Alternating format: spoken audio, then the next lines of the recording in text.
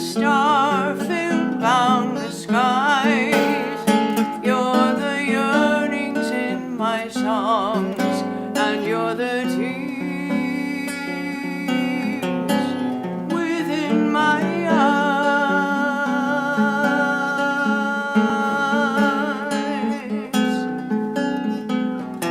You're the light of every light.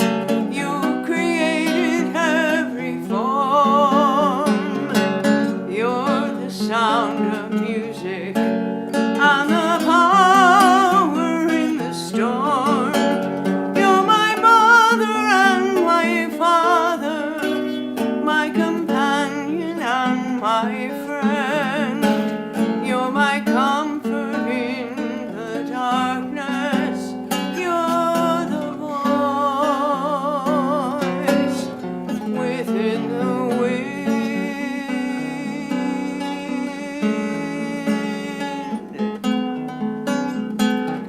You've shown endless compassion, such mercy and such grace, the wonder of forgiveness and the beauty of your face.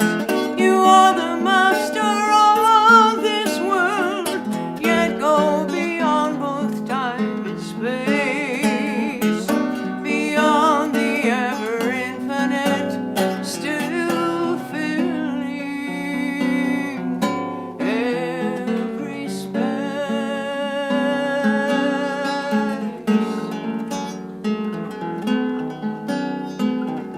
Your love gives me the wings to fly through each and every day, and the strength for every moment that I meet along the way. No matter where I am or even where I'll be, the thing that really matters is you're right here next to me.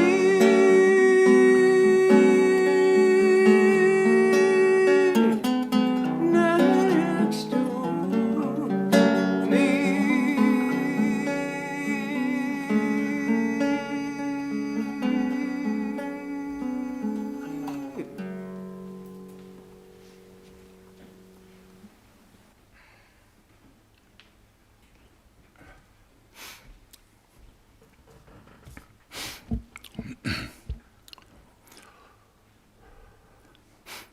Om Asato Ma Sadgamaya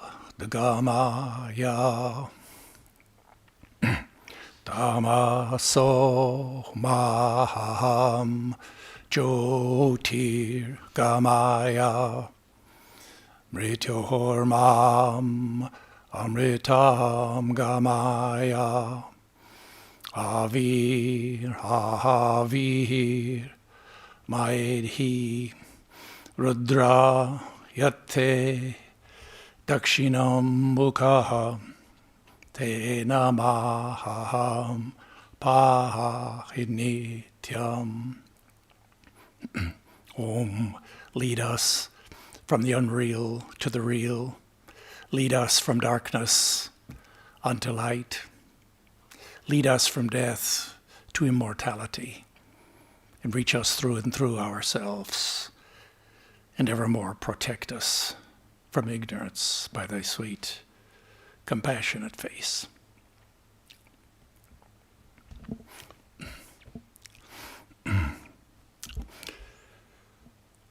So my subject this morning is a strength-giving religion.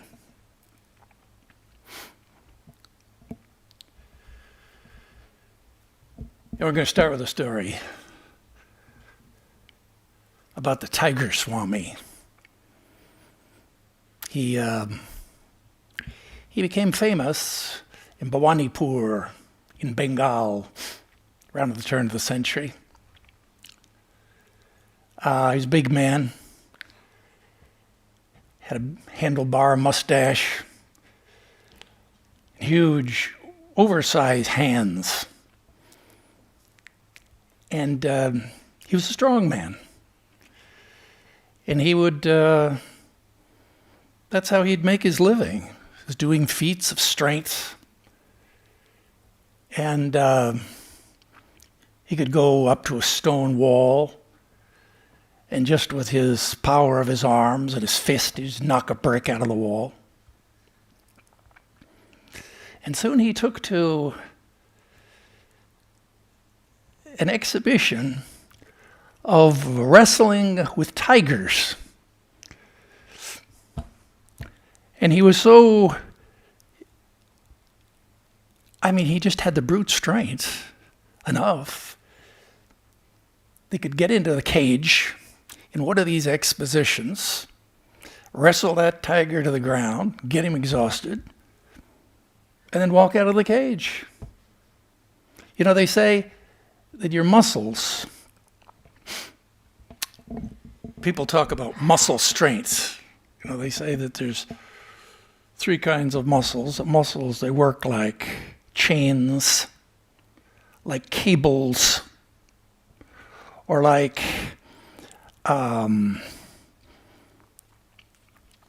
hydraulic tubes.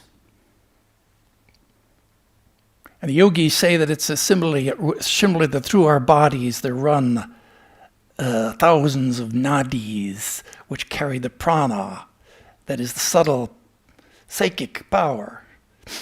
That if we could get control over that prana, that is mind power, and wherever we put our mind, that is our attention. Attention follows our energy, becomes, that's our muscles. So we have kind of explain that kind of almost miraculous power of the muscles. Well, like this, he would do performances. And as time passed, his fame grew, but so also did his pride. And he used to go around boasting how he could, in fact, subdue any animal in the jungle, and that he was really the headmaster of all animals, and that they needed to come to him eventually to learn good manners. Well,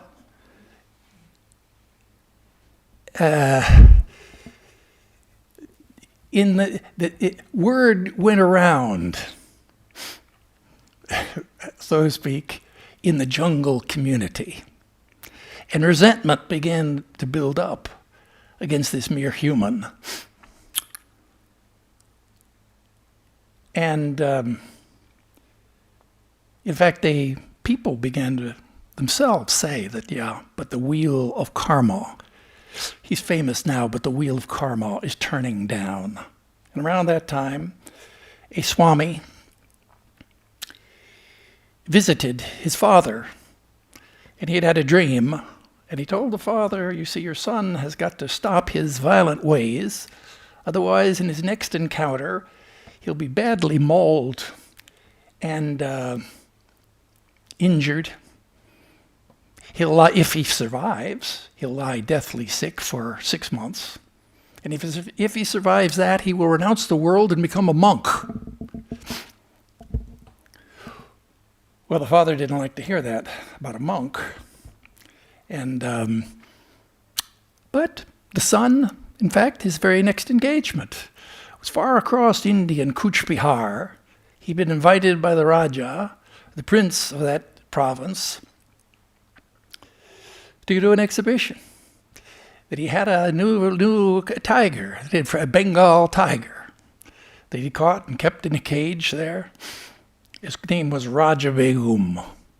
And that was the challenge, to enter into the cage and to bind that tiger in chains and to leave the cage in full consciousness, and then he would win the grand prize. And so the day came when the Tiger Swami entered that, clad only in a tiger skin, as that was his garb. Well, he went into that cage and looked around. There was the tiger.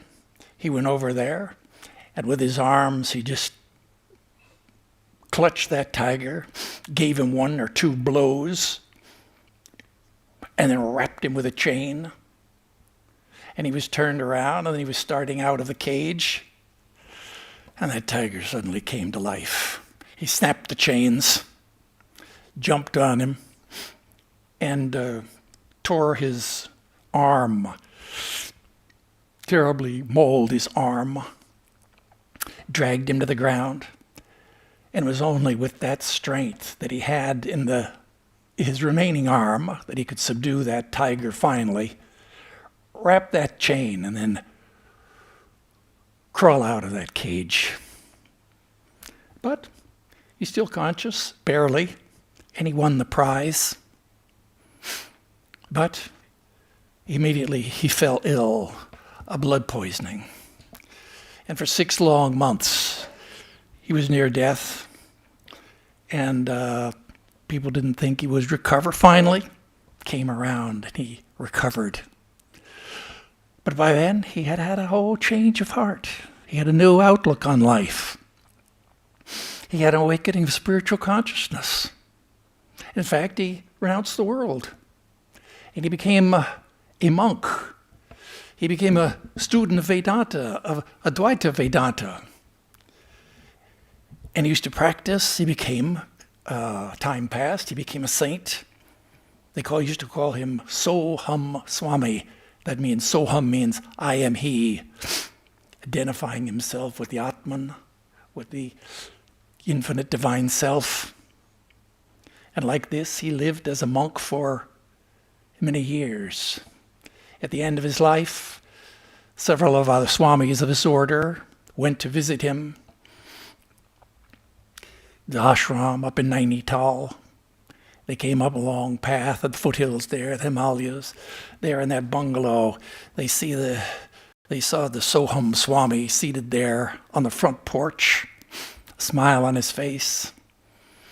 And they came up, hello, Maharaj, came nearer and nearer. When they got to the porch, they realized that he was dead.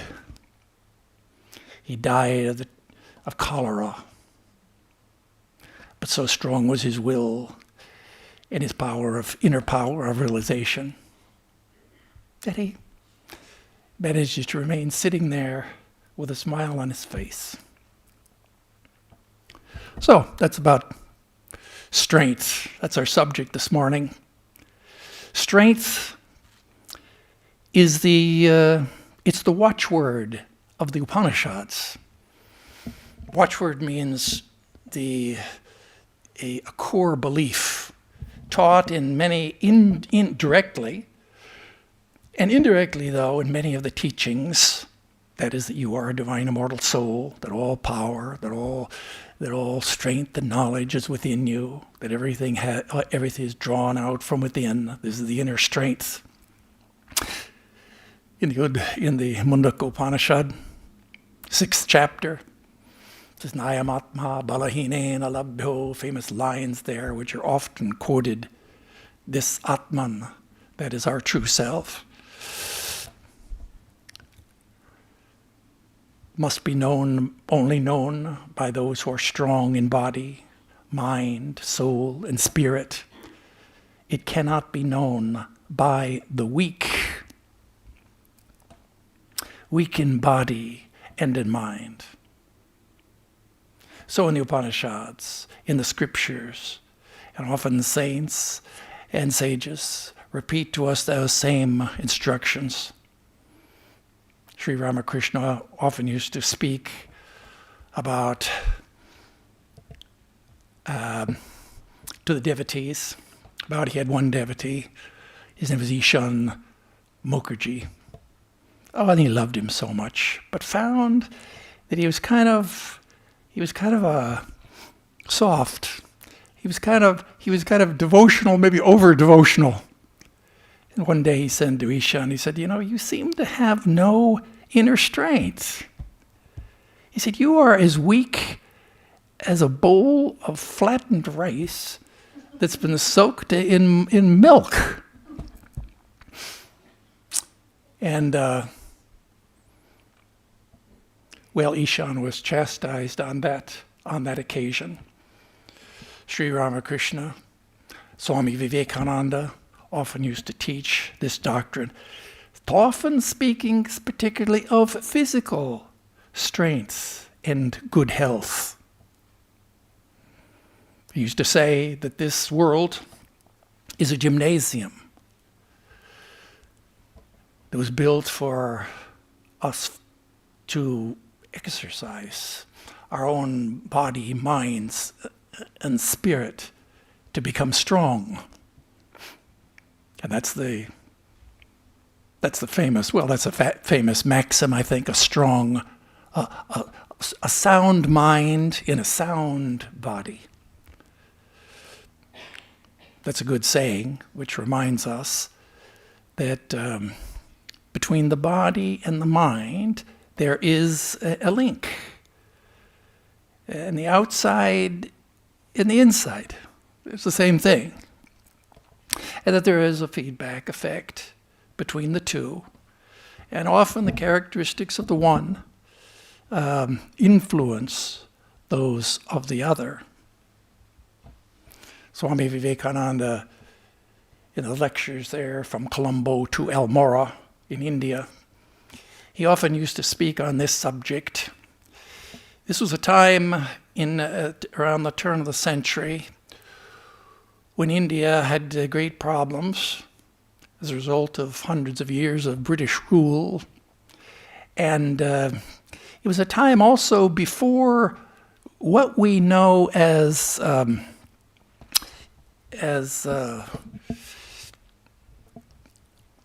what do they call it in school? They just call it health development, physical education. This was a wholly new concept in Western education, and certainly in India it was unknown to have school sports and physical education in schools and in colleges, and therefore to an assembly of thousands of young students who came to hear his inspirational religious talk, giving them advice. They were surprised to hear him say that, let me tell you that 2/3 of all of our national problems, now he's addressing students in India at that time, 2/3 of all of our national problems are due to weakness. And he said, you will all be closer to God through football than through the study of the Gita. You will understand the Upanishads better when your muscles are a little stronger. And this is what he often encouraged students to do, right? Develop muscles of iron, nerves of steel, and a mind like the thunderbolt.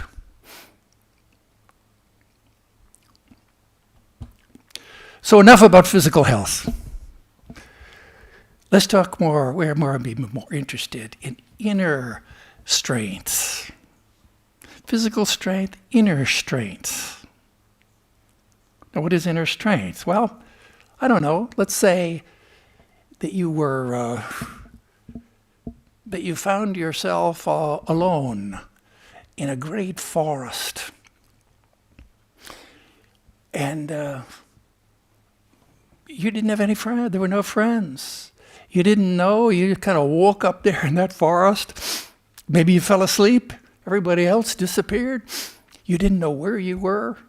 You didn't have the right clothes to wear. You're lost. You didn't have food. You were getting hungry. What can you do? And maybe you think, well, I don't know where I am. I don't have any compass. I don't know how to get out of here. There's no roads. The trackless forest. And maybe I read, that if you're lost in that way, that maybe if you walk downhill, that for long enough, you'll come to a little stream of water. And you follow that stream of water, eventually it'll come to a larger stream, a river, and eventually you'll come to some kind of people or civilization along the way. So with that in mind, you start your walking. And soon enough, you walk yourself out of the forest to safety.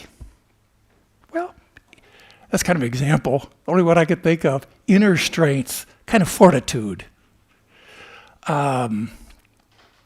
It's a kind of thing which means that you kept together. You didn't freak out. You kind of took charge of your life. Why? Because you're mature. You're an adult. It's the kind of thing that comes with maturity. That as we grow older, sometimes if you're a child, they would just, but adult, as we grow, then we reach the age of reason. We become more integrated in our mind and hearts. Our feelings we become more independent. We become more and more, that's what maturity means. We become more inner directed. We're not so freaked out by the circumstances around us. We have recourse, we have powers within us that we know that we can stand on our own feet. All of this is part of an unconscious process of maturity. And so that gives us a kind of inner strength. The Greek philosopher Plato used to compare the mind, say the tripartite psyche. The three parts of our psyche, that is our mind or our soul, reason, our emotions, and our appetites. And so it is that there's graded in our bodies, in our mind, our bodies, our senses, our appetite, desires, our lower minds, our emotions, our reason. All of these are in a hierarchy. That is, in a well-ordered psyche, there's a hierarchy. The lower is ruled by the higher and takes charge. And thus, that's why we need hierarchy. Otherwise, there's chaos. There's that means is that that brings harmony. That each part of ourselves begins to function fully in its proper place. And there are just our irrational feelings. We're subject to our reason, and our reason to our higher values and to our inner guidance. So this is a kind of a harmony which develops naturally in a mature mind, and that harmony, well, that's strength. That's unity in diversity. As long as things are operating, everything is going its own way. The psyche has to have that. It gives it harmony, gives it structure, gives it oneness. So we could call it inner strength. Sometimes it's called fortitude. In more extreme case, maybe called fortitude.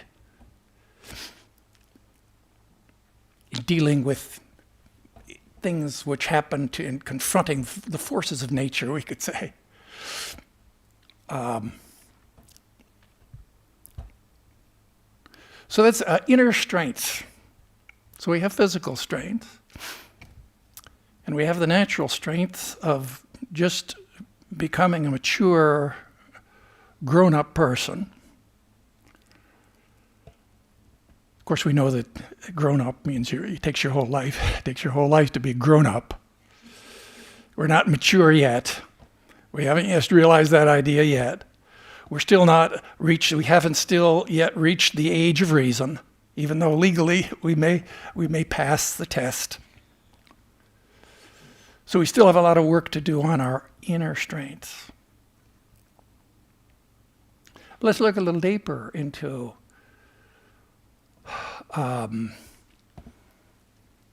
ourselves, and then as we can talk here about strength of character.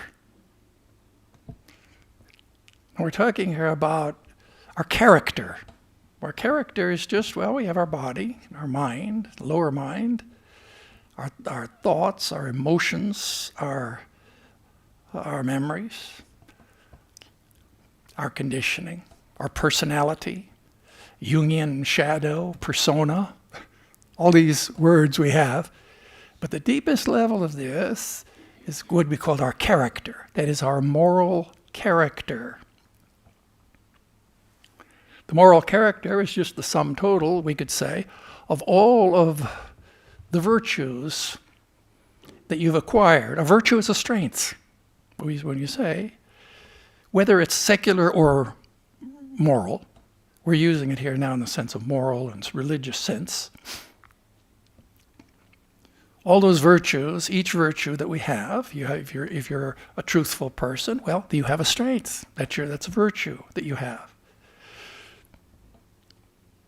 And that's part of your character. All of your samskaras, that is all the impressions in your mind that are to be counted with those good, positive virtues, constitute your character. Your character is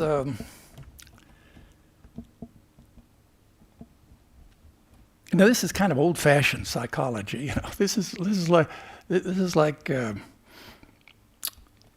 because today I don't think they will use these kinds of words in a book. You get a textbook on a college textbook on psychology. They're not going to be talking about your character. Well, in any case, your character is just your moral backbone. It's the manliness in man. It's the inner strength that we have to take a stand on universal moral values. The ideas here we're talking about what do we mean by moral? We're saying that there are universal moral values that apply to that are important and apply to all men everywhere in the universe, and that those moral qualities together constitute our moral character. Character is really everything. Swami Vedarupananda used to say, character is spirituality. Because we can't really conceive of the spirit. It's beyond our conception. But we can conceive of a man of character who has good qualities. We can think in terms of developing those qualities within ourselves, of remaking ourselves. Well, that's our spiritual ideal, is to remake ourselves that's the imitation of Christ, right? To remake ourselves in the image of God. You were created in the image of God. You did have a sterling character at the beginning, in the Garden of Eden. You had perfect moral character. You were created in the image of God, who's morally perfect. And so in any case, that's our character. Character means taking a stand on principles. Living in accord with moral principles. And that means, it doesn't mean being stubborn or being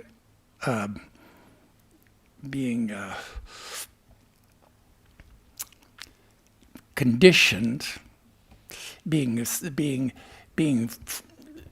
stuck in a particular mode, being rigid in our lives. The analogy that I like is the analogy of that of the bamboo. The strongest wood. Well, the strongest means probably the strongest wood is the bamboo, and it has that peculiar quality that it bends, but it does not break. And therefore, the idea is that we have amenability with regard to opinions and views, but firm commitment and clarity with regard to taking a stand for our values and our principles. That's character. It's our character that is the source of our self-esteem. It's so important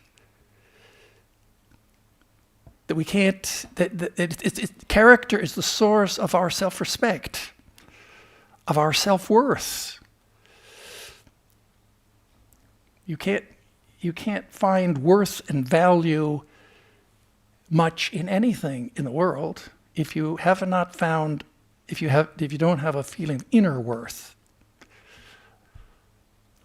of inner confidence.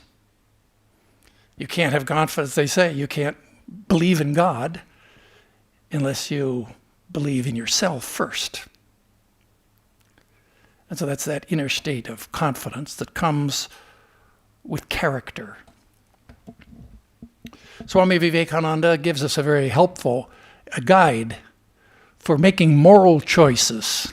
When it comes down to making a choice in life, what's a rule? What we want as a rule? Well, different philosophers have given us different rules. Swami Vivekananda there says, whatever makes, the rule is this, is that whatever is good, whatever makes you stronger is good. And if you look at something and you just analyze it, you think, I'm going to see this, so I'm going to see this, I'm going to do this, hear this, touch this. Just ask yourself first, will it make me stronger in body, in mind, in spirit, spiritually? If so, then go ahead and do it. It will lead you to the good. But if you look at that thing and you analyze it, and you decide, will it make me stronger or weaker, physically, mentally, morally, spiritually? If you decide it will make you weaker, then it's like poison. Don't touch it with the tip of your finger.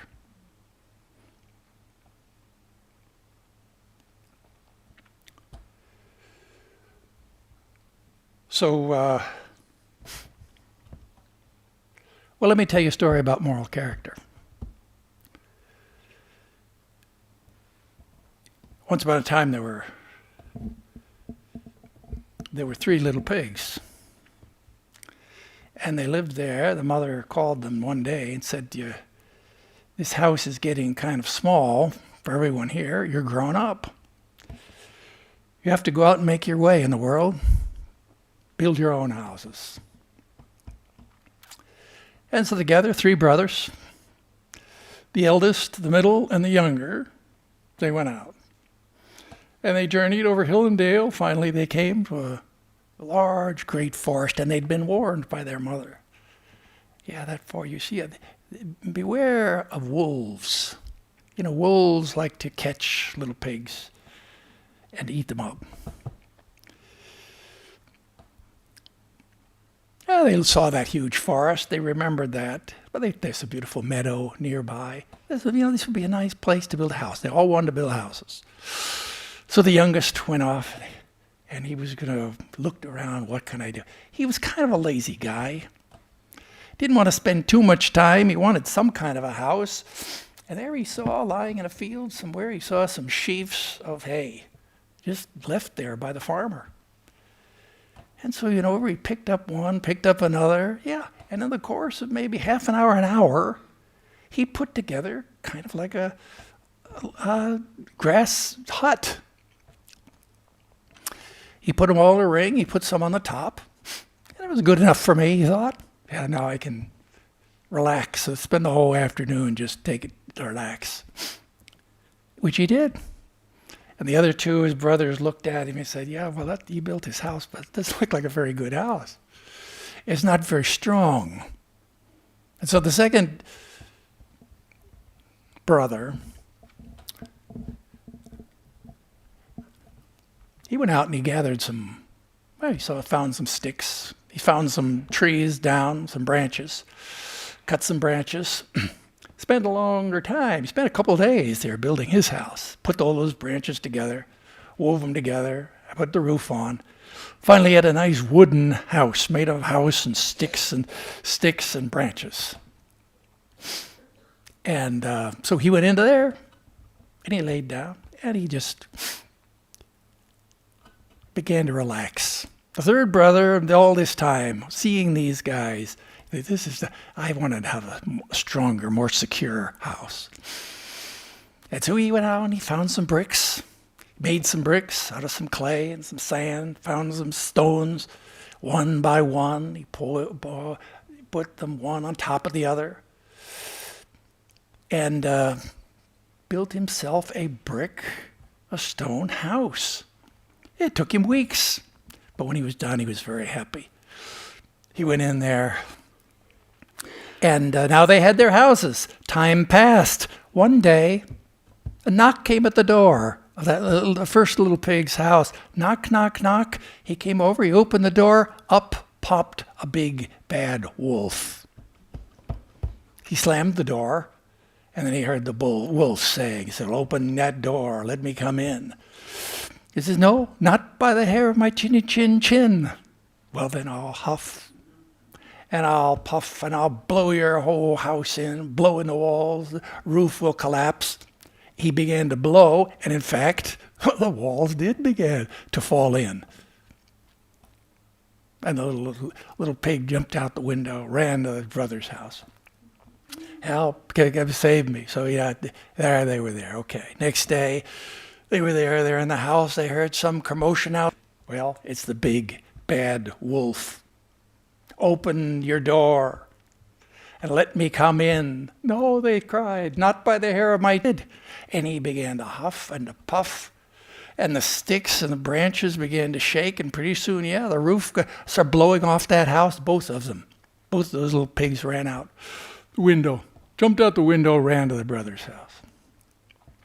Came to the brother's house. Well, the next day they look out. Sure enough, here came that wolf again. "Open the door, let me come in." "No, no," they cried. "Then I'll huff and I'll puff, and I'll blow your whole house in." And he huffed and puffed. Nothing happened.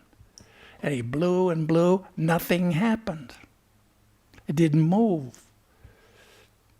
So that wolf was very vexed. He was very angry. Climbed up on the roof. Went down the chimney. He came down the chimney, and but they were waiting for him down there. They had a big cauldron of boiling water. The wolf came down. He fell into that cauldron of boiling water, and he screeched and growled. He scrambled up that chimney, ran away, and he never troubled them again. So that's a story about moral character. And each one of those bricks, that's like one of our virtues. That's what we're doing. We're working, trying to develop our virtues, to remake ourselves in the image of God by cultivating virtues and by developing strength. But by developing now strength of character.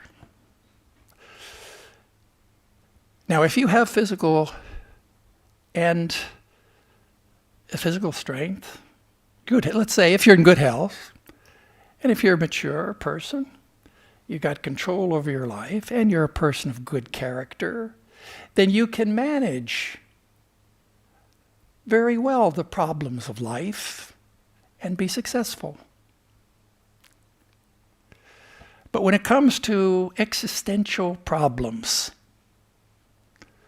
like grief and depression and despair and disease, old age and death, then we need some higher power. We need some higher or deeper source of strength within us. We use the analogy here of higher and deeper. Don't get confused by that, because they're both the same thing. Draw the circle. We've discussed this before. You draw the circle. The circle on the bottom is the lower. You go down lower, down into the depths of your own mind and heart. Or whether you go up above, is the same analogy. So I mix metaphors with my analogy. So there we are. We're talking about so we need spiritual strength. Spiritual strength. Now, what is that? Well, The idea is that you have a body, you have a mind, you have senses, the mind. You have a lower mind, you have a higher mind, you have an intellect. Interior to all that, yes, you have a character, a personality, you have a character, but you also have, within all that, is your nature. You have a nature. You have an essence. In Greek, it's called the telos. That's what makes you what you are. You have an essence. It's like a distilled essence. We could call it the spirit. You have a spirit.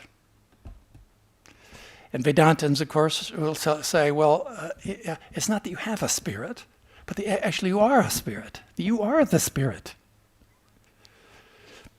You don't have a soul. You are a soul. You are the spirit. That's your nature. And so that's your deepest. That's yourself. That's the center. That's the source. That's the of everything within you. Is your own self.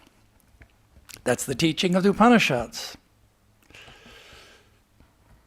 And the self, we could say, is like now how do we say a self is? How do we connect up now this idea of strength? How does that mean strength? Well,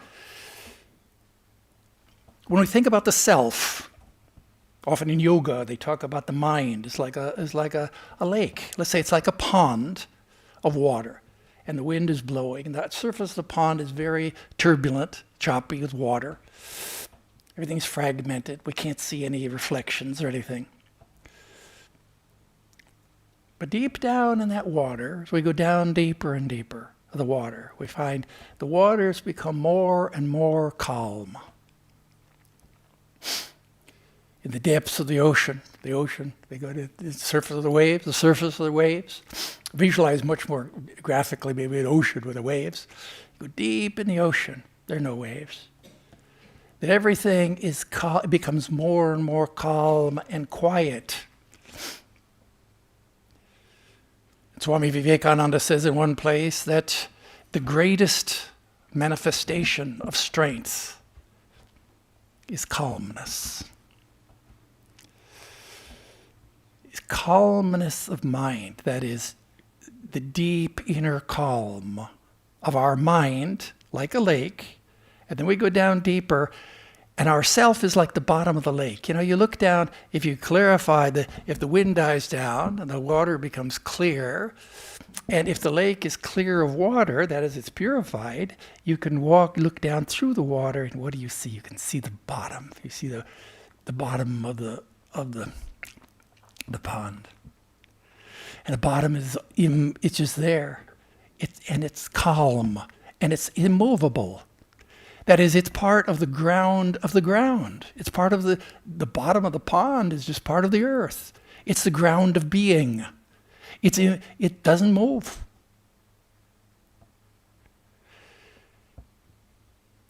And everything happened to it. Whatever happens on the surface, I mean, there could be winds and rains, and it wouldn't affect at all the bottom of the pond, the ground. Because Because it's there, it is immovable.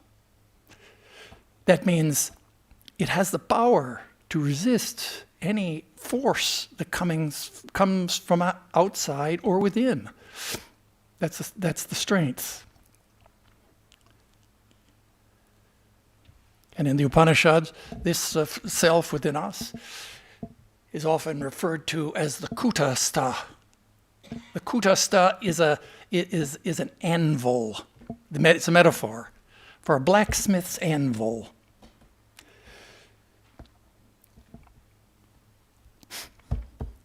If you've ever seen an anvil, you probably have seen an anvil, heavy.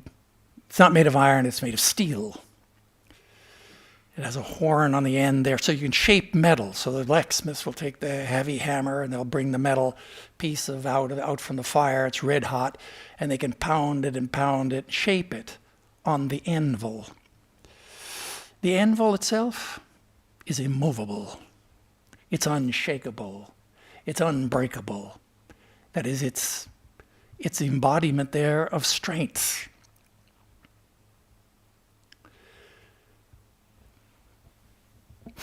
For this reason, the person who realizes the self within, that is your true nature, you realize your spiritual, divine spirit soul, the person who is such a person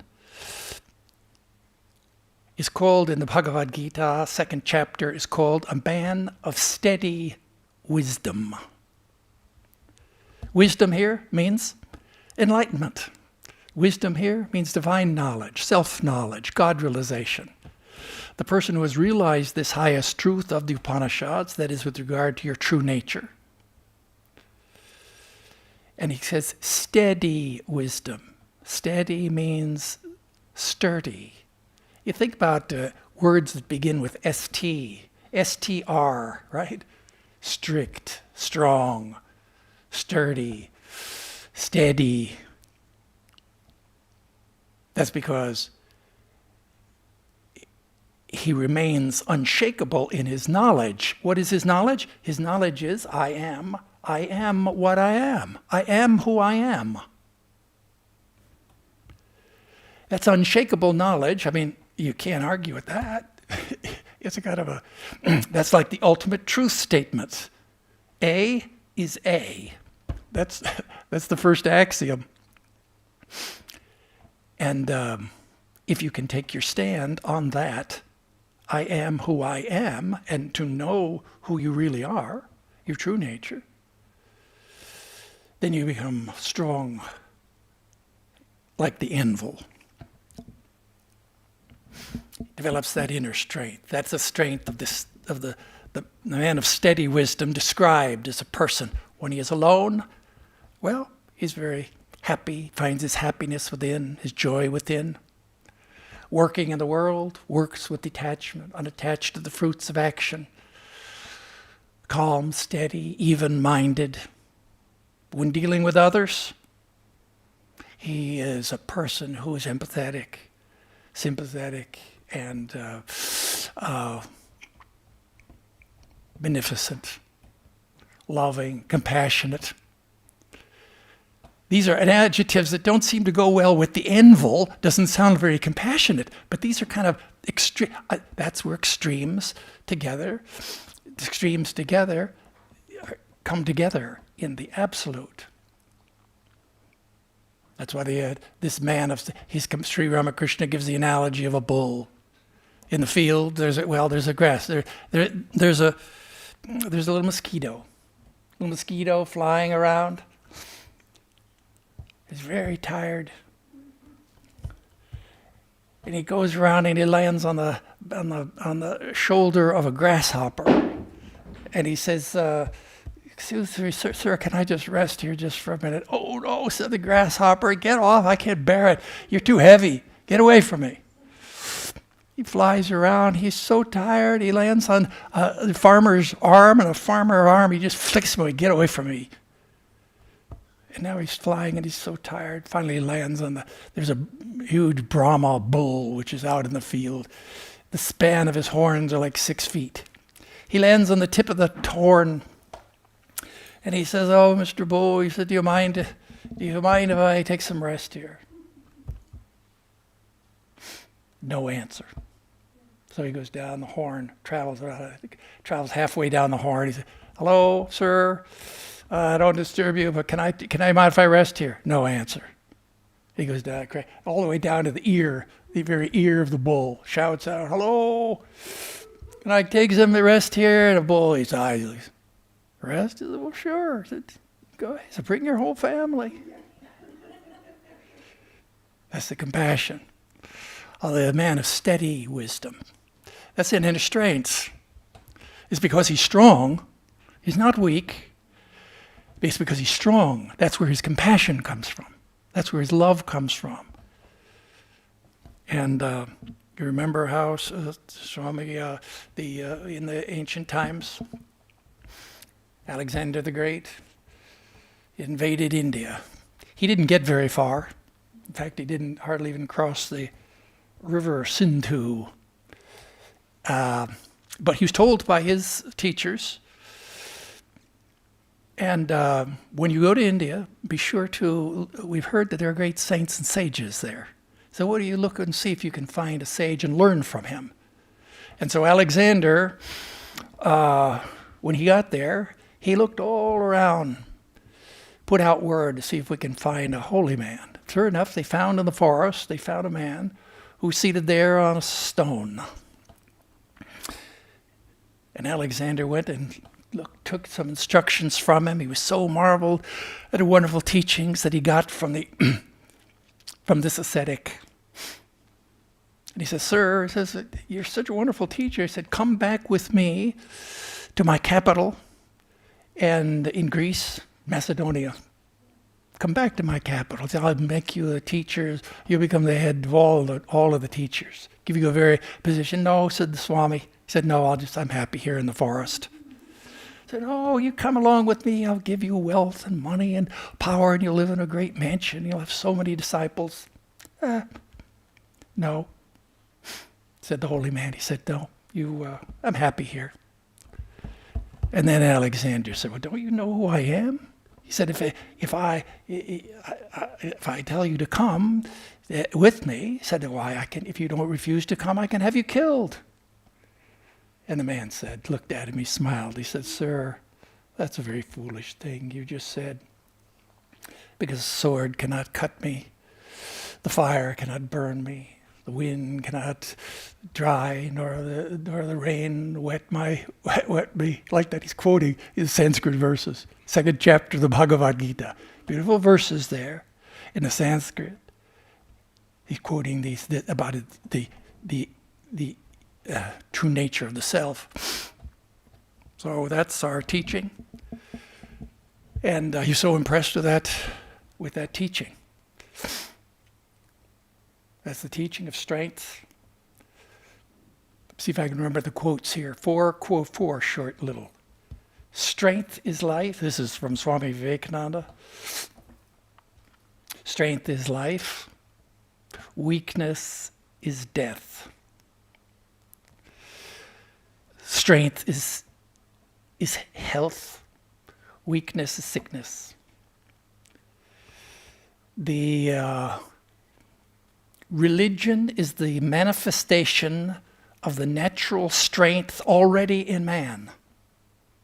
These are quotations. And the last one is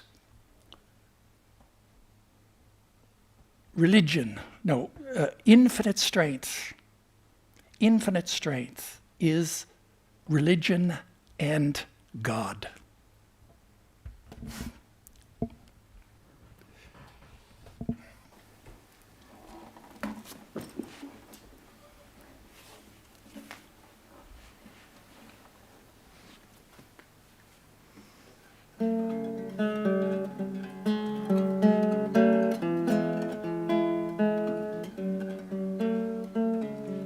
Lead us from illusion to truth and wisdom's sight.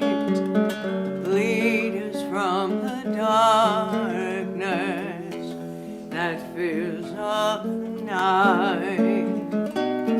Lead us from death to endless life, to your heart of love, to your eternal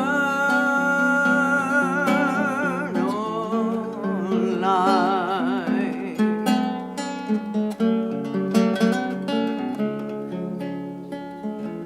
Reach us through every veil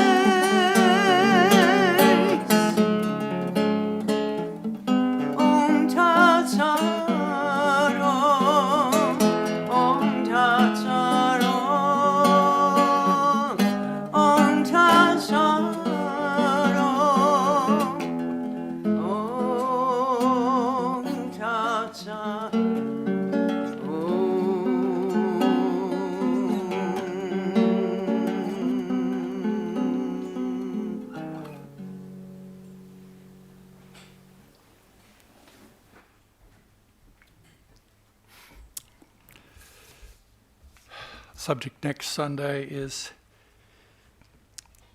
Hindu and, now let me get this right, Hinduism and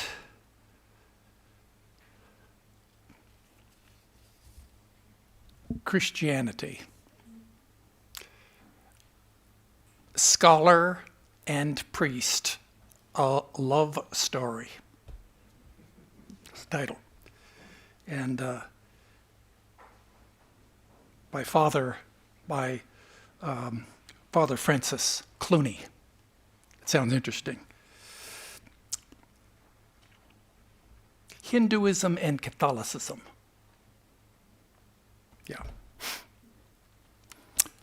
Om Dio Shanti, Antariksha Shanti, Prithivi Shanti, Apa Shanti, Oshadaya Shanti, Vanaspataya Shanti, Vishwe Deva Shanti, Brahma Shanti, Saravam Shanti, Shantireva Shanti, Same Shantiredhi, Om Shanti, Shanti, Shanti.